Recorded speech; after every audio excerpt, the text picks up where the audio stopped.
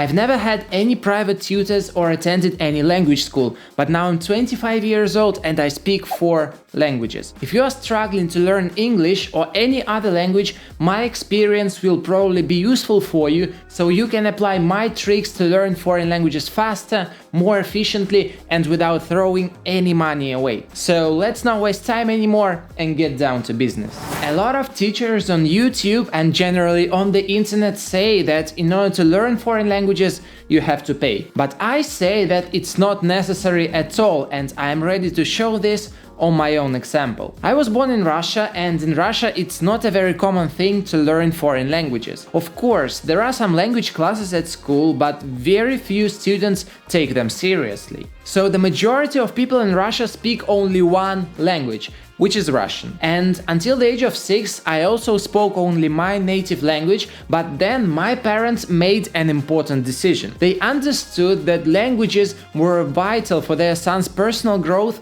so they decided to enroll me in a school specializing in languages. Just imagine, Russia, the year 2004 after Christ, and I started to learn English at the age of 6. That was amazing. And I really appreciate that my parents did for me.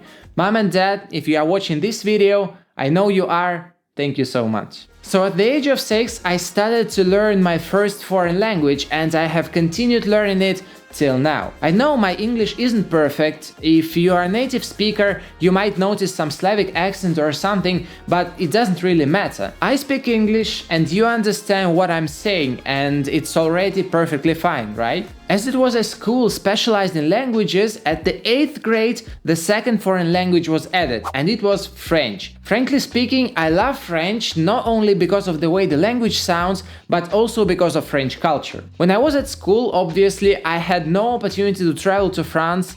Not a lot of people in Russia have the opportunity to travel, especially to the European countries, but subconsciously I had that craving for French culture. Since then I've been to France 3 times, and it was such a pleasure that I could talk to locals in their native language. Mon français est actuellement assez faible car je ne l'ai pas pratiqué depuis longtemps.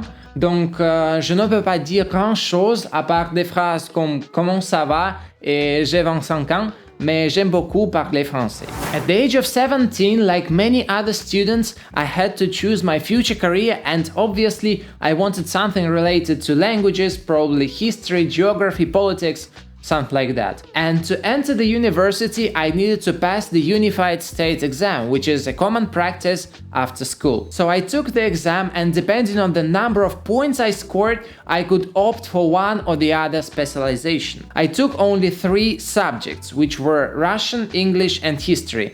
And guess in what subject I had the worst result? Russian. Yeah, that's crazy. And it was because I thought, well, I'm Russian and I know my native language perfectly, but as the results showed, it wasn't the right approach. For you, it may also be a sensible point. If you are 100% sure that you know a language, never stop mastering it, because if you stop, one day it may turn out that your knowledge isn't as good as you expected it to be. The same applies not only to languages, but also to any other sphere in life. But this channel is about languages, not about coaching on how to make your life better. But because of my good results in English and history, I entered the university for free. I didn't have to pay for my education. So at the university, I started to learn my 3rd foreign language, which is Spanish. Frankly speaking, I should have started this blog in Spanish because it's probably the language I know best after Russian, but since this is a channel of my wife Natalie and we decided to create videos for it together,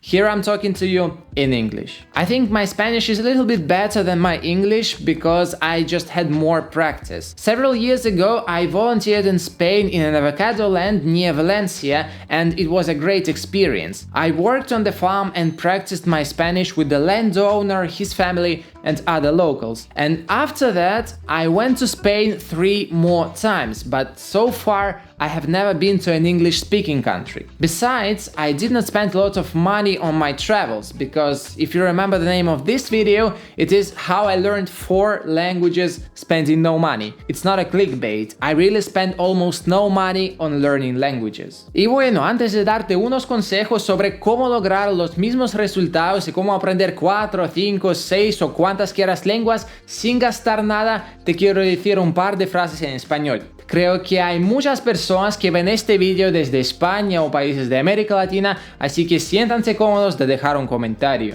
And let's switch into English one more time. Some people would say, Igor, you learned all the languages you know at school, university, and due to the opportunity to travel.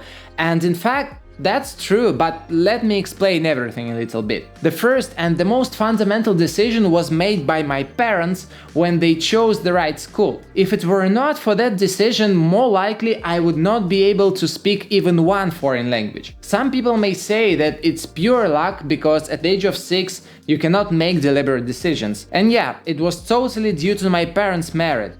I cannot argue that. But at school age, I decided that I am a humanitarian. I didn't like science subject a lot, but preferred history, languages and geography. What I'm talking about here is that it's really important to understand what you like to do when you are young. The sooner you understand it, the better. From the statistics of this channel, I see that there are a lot of young people watching our videos at the age of around 18-20 years old, and that's why I emphasize it. As one wise guy said, find what you love and you don't have to work a single day in your life, or something like that. I don't remember the precise quote. That's actually the key, because I didn't need to hire special tutors or enroll in special language courses. I was raised in a very mediocre family, probably like most of you. My parents did not have a lot of money, so I took most of my language classes at school and later in university. It may sound corny, but dedication and persistence are the keys to learn anything, including foreign languages. I've seen so many times that my group mates were skipping classes,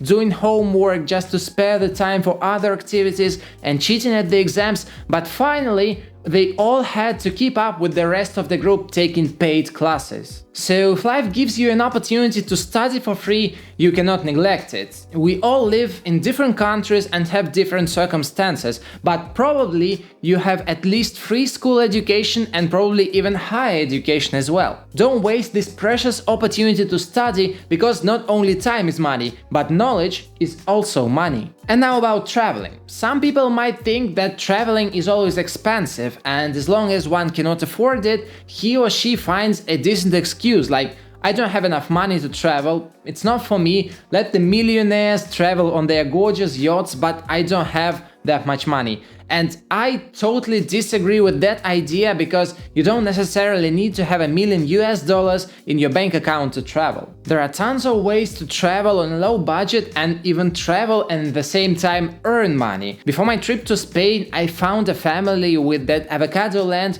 to give me house and food for free. I worked for them some hours a day doing some simple tasks related to avocado trees, but I traveled and practiced Spanish almost for free. One of my group mates at the same time took the work and travel program and spent almost the whole summer in the US and even gained some money. But the most precious thing was not a couple of thousands of dollars which he had after the program, but the experience and language practice that he got in the United States. All I want to say is that traveling is not only about gorgeous yachts and luxury resort hotels in Nice. It's not traveling, it's actually tourism. Traveling is about communicating, sharing and accepting new knowledge. So don't lose the opportunity to travel, especially when you are young. It's really worth it. We are all different, we have different backgrounds, but to cut the story short, you just need two things to spend no money and learn as many languages as you want. Don't lose the opportunities to study for free and to travel. It's not only benefits your language proficiency, but also expands your horizons. Subscribe to our Instagram by the link in the description below, smash the like button, and I'll see you in the next video. Take care. Bye.